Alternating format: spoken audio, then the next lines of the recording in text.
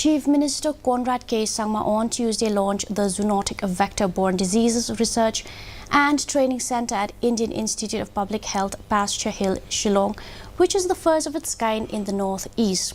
Addressing the gathering, he said that the research is key and the information collected will help the policymakers to assess, make policy and take preventive steps.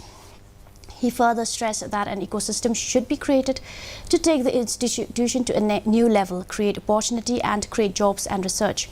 He also said that the government is also examining the proposal to upgrade the Indian Institute of Public Health. Health Minister Dr. Ampri Lingdo was also present on the occasion.